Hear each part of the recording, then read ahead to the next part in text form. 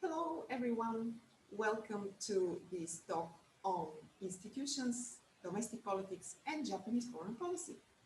I'm Elena Atanassova-Cornelis. I'm a senior lecturer in international relations of East Asia at the University of Antwerp and Université Catholique de Louvain, both in Belgium. And I'm also visiting professor at the University of Kent in Brussels. This talk is given in the framework of the course at the Free University of Brussels titled Japanese Foreign Security Policy, and the course itself is part of the newly established Japan program at the Free University in Brussels. Let's look at the outline and the main issues that we will be going to discuss in this session. We will first examine the domestic institutions in Japan. We will look at the main political actors, in particular the different political parties in Japan, their views on Japanese foreign security policy, similarities and differences. We will then examine the so-called 1955 political system in Japan. What does it mean? Why it was so important uh, for Japanese foreign policy, how it influenced Japanese foreign policy, and what has happened after the demise of the 1955 political system. Next, we will examine the domestic politics in Japan and its impact on foreign policy. We will first look at the Cold War foreign policy and security strategy in Japan, known as the Yoshida Doctrine. Uh, the reasons for the establishment of the Yoshida Doctrine and the key principles of this doctrine. We will then turn to the post-Cold War changes that influenced the foreign policy objectives in Japan and the tools of Japanese foreign policy. In particular, we will point to some changes in the external environment of Japan, as well as domestic changes, for example, public opinion. And finally, before concluding, we will look at how Japanese national identity has been changing and how it has been influencing the evolution of Japanese foreign policy. So let's look first at the domestic institutions in Japan. My first point is the main political actors, in particular, the key political parties in Japan. The Liberal Democratic Party of Japan, this is currently the ruling party of the new Prime Minister Suga. It was established in 1955, and very often we have even referred to the domestic politics in Japan as with reference to the so-called one-party dominance of the Liberal Democratic Party. The LDP was indeed in power without interruption until 1993, from 1955 until 1993. Later on, it was out of power briefly, but then returned at the end of the 1990s in coalition governments, as I will be discussing in the following slides. It is very interesting to address the question, how come the LDP actually remained in power for such long periods of time, and virtually since its establishment in 1955? Well, there have been two reasons for this. One, the policies of the LDP have contributed to Japan's economic prosperity, in particular to the revival of Japan after the end of the Second World War, after the Hiroshima and Nagasaki bombings. And essentially, thanks to the LDP, Japan became the second largest economy during the Cold War. It became the driver of regional economic modernization, the driver of regional economic development of the East Asian region. And the policies of the LDP brought wealth and prosperity to Japanese people. And so this has been the first reason regarding the question, in response to the question why the LDP has remained for such a long time in power and why Japanese people have continued to vote for it. The second important reason is that in Japan there has been no significant or strong opposition, in particular since the 1990s, to put the LDP out of power. And I will discuss this point about the presence of a weak opposition or lack of a solid opposition a little bit later in my presentation. The LDP is essentially a conservative party. Most members of the LDP have been supporting an active foreign and security policy for Japan.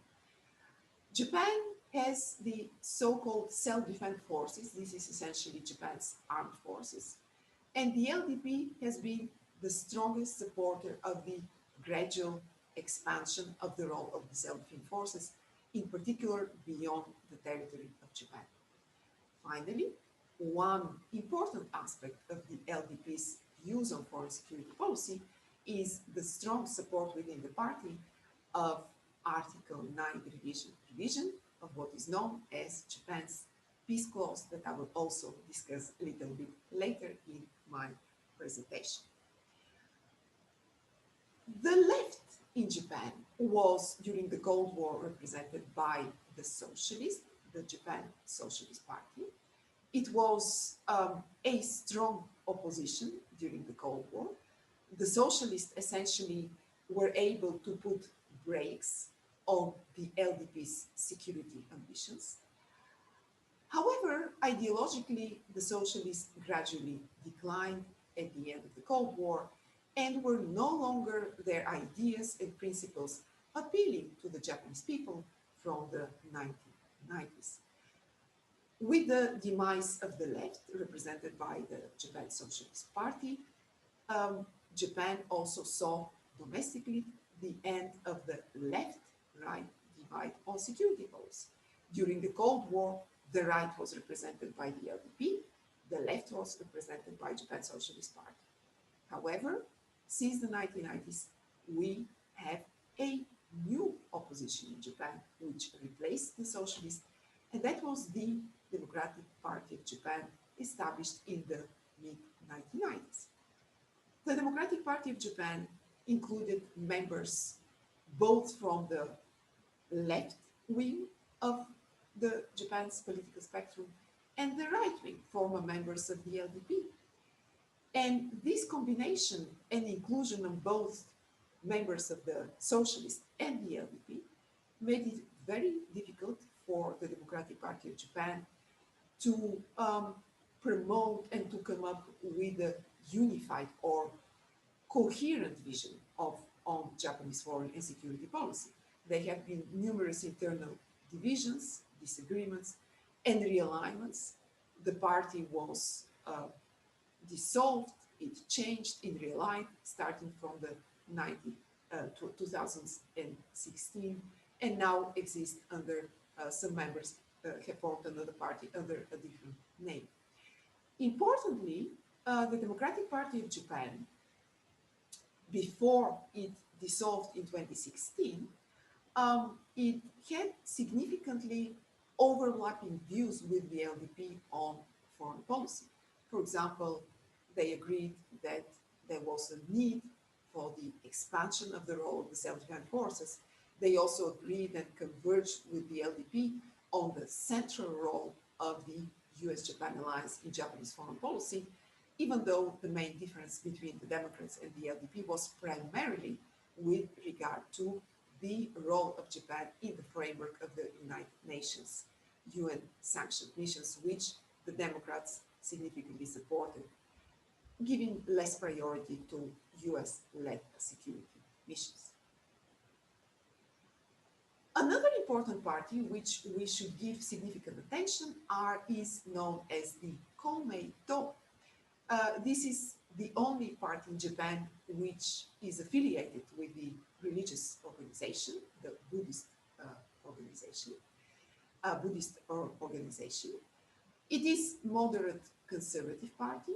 It has been in coalition with the LDP since 1999, and together, Cometo and LDP have participated and jointly participated in elections since the end of the 1990s. From the end of the 1990s, essentially the LDP has needed a coalition partner, and that has put the LDP in a position of electoral dependence on the moderate Cometo. Cometo's key views have been support for an expanded role of the self-defense forces, however, limited in only non-military missions. Cometo, like the LDP, like the Democrats, have supported expanded security cooperation with the United States, however, with limitations. And essentially, we can look at the Cometo as putting a brake on the LDP security ambitions. And I can give you the example of the Article 9 reinterpretation by the administration of former Prime Minister Abe Shinzo in 2014. It was as a result of Cometo's moderate views that essentially the reinterpretation of Article 9, which allowed Japan to exercise its right to collective self-defense, this interpretation put significant conditions on when Japan would be allowed to exercise its right to collective self-defense.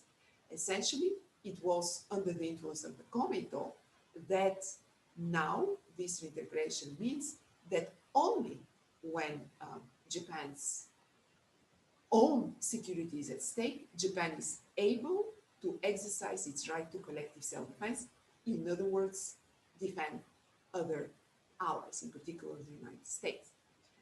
And so some scholars, for example, McLaughlin, in a co-authored piece in 2014, have called Cometo as being opposition within the coalition. In other words, where the LDP wants to expand the role of the self-defense forces, go further in terms of the types of missions that it wants to allow to the self-defense forces to engage with, the types of weapons to use. It is Cometo that has put that brake on LDP's security ambitions. Let's look now at the 1955 political system. What was it, why it was so important, how it collapsed, and what led to its collapse. Essentially, this refers to the so-called Iron Triangle in Japanese domestic politics, the strong alliance that was established between the LDP, the central bureaucracy, essentially these were the important ministries, Ministry, for example, of Foreign Affairs, Ministry of Finance, and the big business circles, what is also known the Zaikai in Japanese. What did it mean, the 1955 political system? It ensured that the LDP remained in power during this period of time, 1955 until 1993. And so you had these strong links between the three parts of the triangle. On the one hand, you had the bureaucracy. So these were the important ministries, which were essentially devising policies that would be in line with the interests of the electorate. In other words, of those voters supporting the LDP, for example, in the construction sector. The bureaucrats themselves had a very strong relationship with the Zaikai, with the big business circle, with the big business federations. And for example, when some of the high-ranking bureaucrats within the ministries retired, they essentially were given important positions in the boards of important Japanese private or public companies, what is also known in Japanese amakudai, or descendant from heaven. They were essentially landing on the top of the Japanese corporations. For their part, the big business circles were providing and continue to provide and fund the LDP. And finally, the LDP itself was relying very much on the expertise of the bureaucracy to pursue policies which in turn were also favoring the big business circles. So you had the Iron Triangle, which ensured the LDP's one-party dominance. What was the impact on foreign policy? In the first place, in Japan, you had a very strong ministries. They were autonomous, for example, with regard to personnel decisions. Political actors were not involved in that. Autonomous individual ministries meant that there was a very slow diplomatic response because it required a lot of intra-agency coordination, which was significantly slowed down by the very long and cumbersome bureaucratic process. The second point of the 1955 political system concerned the very structure of the LDP. You had very strong factions within the LDP, essentially parties within the party, which also, that was groups of politicians, which were formed around a leader within the LDP. So there was strong intra-party competition fueled by those factions, which competed for political influence. And that meant that the prime minister and the cabinet were relatively weak with regard to the ministers. So what happened actually in Japan's political system, in a parliamentary bureaucracies, you would expect a strong executive, prime minister and the cabinet. Instead, you had strong ministries and weak prime minister and cabinet.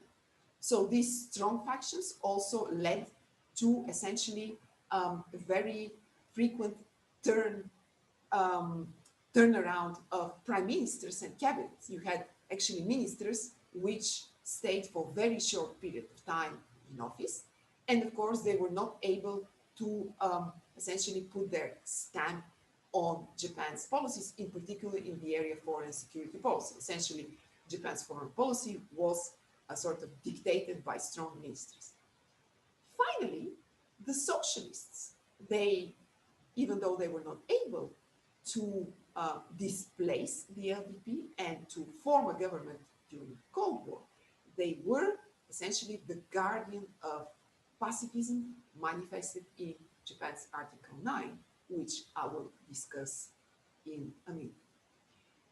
Socialists formed a barrier to a more active foreign policy, and essentially they opposed any attempts by the LDP to expand Japan's security role, in particular during the Cold War and until the end of the 80s.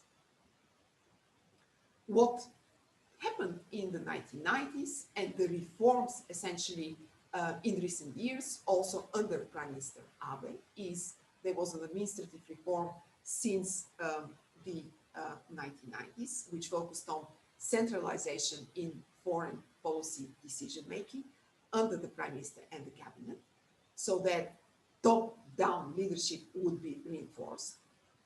And, as I have mentioned earlier, we had in Japan, as a result of that 1955 political system, very strong ministries with cabinet. So there was essentially bottom-up leadership. So the objective of the administrative reforms was to strengthen and centralize decision-making in the cabinet and the prime minister. Another important aspect of the domestic reforms was the increase in the number of political appointees in the ministries and the growing political control over bureaucratic personnel decisions, in particular with regard to national security policy. It meant that, for example, during the term of former Prime Minister Abe, who was in office during his second term from 2012 until 2020, there was growing political involvement, and even by Prime Minister, in decisions concerning senior positions within the bureaucratic institutions. And finally, what was established during the administration of Prime Minister Abe was a National Security Council, a new institution in 2013, which was tasked with advising the Prime Minister on key issues related to national security. The objective was to strengthen the Prime Minister's office and the cabinet relative to Japan's bureaucracy to increase intra-agency coordination and to ensure a swift response in case of, for example, national security emergencies or contingencies. That National Security Council was supported by and has been supported by a National Security Secretariat, which was established in 2014. The Secretariat essentially has taken that leading role in coordinating with different agencies with the objective of swift political response with regard to national security policy. And finally, why and how the 1955 political system collapsed. There was in the first place the Gulf War in the early 1990s. As a result of the Gulf War, Japan was strongly criticized, in particular by the United States, that Japan was not able, for example, to deploy self-defense forces during that conflict, even though Japan paid and contributed to the Gulf War in terms of financial means. It paid for approximately 10% of the cost related to the war were covered by Japan. Internationally, Japan's response was not appreciated. In particular, Japan was criticized by the United States, by its ally, that Japan was not able to send troops to support the United States. So that sent shockwaves in Japan, shocked Tokyo decision makers. The second in the 1990s was the collapse of the economic bubble and economic difficulties in which Japan found itself, and also the LDP split in the early 1990s. So for the first time, it was in 1993 that an anti-LDP coalition government was formed. The LDP was also out of power later in the 2000s, from 2009 until 2012. And finally, from the end of the 1990s, LDP, when it returned to power, it started to form coalition governments with Komeito, which was also indicating that the 1955 political system was unraveling, and there was a new norm establishing Japanese domestic politics and decision-making, the norm of coalition governments, which remains until the present day. So essentially, following the collapse of the 1955 political system, we see changes in the institutional balance of power. We see strengthening of the role of the Prime Minister and the Cabinet vis-à-vis the power of the bureaucracy, the main important ministries. And the second most important change has been the establishment of coalition governments and the dependence of the LDP on its coalition partner, Komeito, with regard to decisions, in particular on foreign and security policy.